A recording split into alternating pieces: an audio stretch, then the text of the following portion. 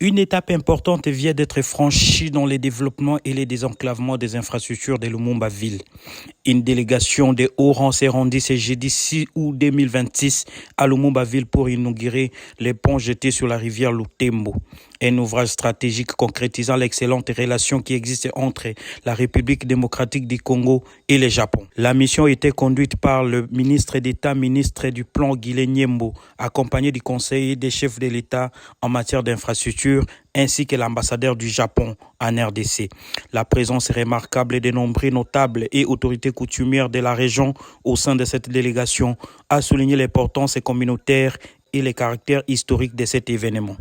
Résultat d'un partenariat technique et financier fructueux dans le cadre de la coopération nippo-congolaise, cet ouvrage dont les travaux ont été exécutés par la Caritas Développement Tchumbe présente les caractéristiques techniques adaptées aux contraintes régionales des trafics, notamment par sa longueur de 30 mètres, sa largeur de 4 mètres ainsi que sa capacité de 40 tonnes. Cette infrastructure de franchissement permettra de sécuriser les passages de personnes et de leurs biens, d'inciter les commerces locaux et de désenclaver durablement les collectivités riveraines.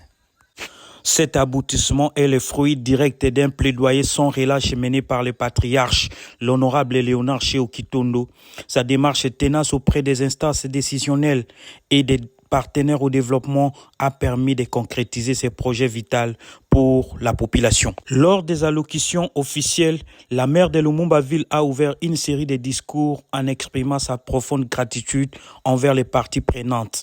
Tour à tour, le représentant de la société civile de Lumumba-Ville, le coordonnateur de la Caritas Développement Tchumbe, l'ambassadeur du Japon en RDC ainsi que les différents intervenants ont salué l'engagement déterminé du gouvernement de la République, de la générosité du peuple japonais à travers sa représentation diplomatique, l'expertise de la Caritas Développement Tchumbe ainsi que la vision du patriarche Léonard Chéo Kitondo. Il y a deux éléments importants pour la cérémonie d'aujourd'hui.